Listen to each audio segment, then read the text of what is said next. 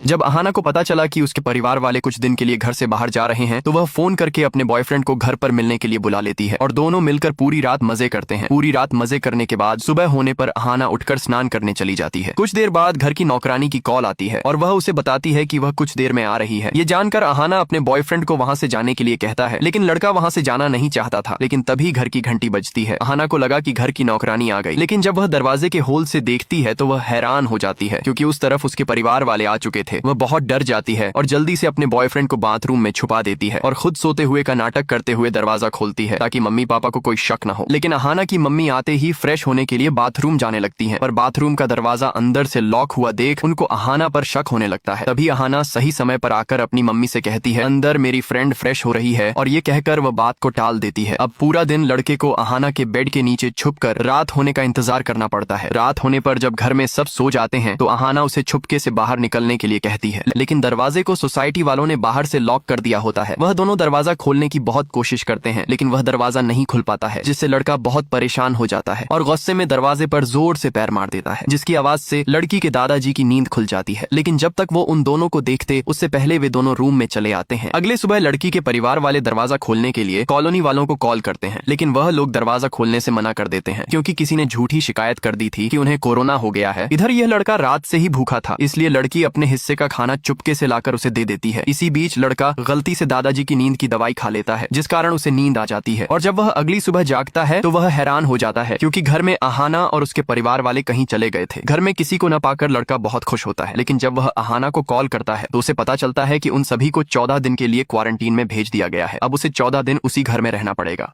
लड़का जैसे तैसे करके 14 दिन वहां गुजार लेता है। 14 दिन बाद जब अहाना घर आती है तो वह खुश होने के बजाय बहुत परेशान थी। जब लड़का परेशान होने की वजह पूछता है तो अहाना बताती है कि वह प्रेग्नेंट है। यह सुनकर वह भी परेशान हो जाता है, लेकिन वह अहाना से पूछता है, ये कैसे हो सकता है? हमने तो सिर्फ एक बार किया था और उस दिन भी मैंने प्रोटेक्शन यूज किया था, तो तुम प्रेग्नेंट कैसे हो सकती हो? हर्ष के ऐसे बोलने पर अहाना बहुत नाराज हो जाती है क्योंकि उसे लगा था कि वो दोनों मिलकर इस समस्या का हल निकाल लेंगे, पर हर्ष तो उल्टा उस पर ही शक कर रहा था। इसलिए अब अहाना उसे अपने घर से बाहर निकलने के लिए कहती है। इतने में उसके मम्मी पापा लड़के को देख लेते हैं, जिनसे वे दोनों हैरान हो जाते हैं क्योंकि उन्हें इस लड़के के बारे में कुछ नहीं पता होता कि वह उसके घर में उसकी बेटी के साथ क्या कर रहा था। वे अहाना से इस लड़के के बारे में पूछते हैं तो अहाना रोते हुए बताती है कि मैं प्रेग्नेंट हूँ। ये सुनकर वे सभी भी परेशान हो जाते हैं, लेकिन अब कर भी क्या सकते हैं? अहाना के पेरेंट्स लड़के को मारपीट कर वहां से निकाल देते हैं। उस दिन के बाद लड़का पूरी तरह से उदास रहने लगता है। उसे इस बात की भी चिंता हो रही थी कि अहाना अपने परिवार का सामना कैसे कर रही होगी। अब हर्ष को ऐसी हालत में देख उसकी मम्मी भी परेशान होने लगती है, इसलिए वह हर्ष के दोस्त को कॉल करके पता करती है कि आखिर बात क्या है। तब उसे अहाना और उसकी प्रेगनेंसी के बारे में पता चलता है। पहले तो उसे भी बहुत गुस्सा आता है, लेकिन बाद में वह हर्ष को लेकर अहाना के घर आ जाती है और अहाना के पापा से बात करके शादी के लिए मना लेती है। फिर कुछ महीनों के बाद हम देखते हैं कि उसे एक बेटी हुई है और वह खुश है।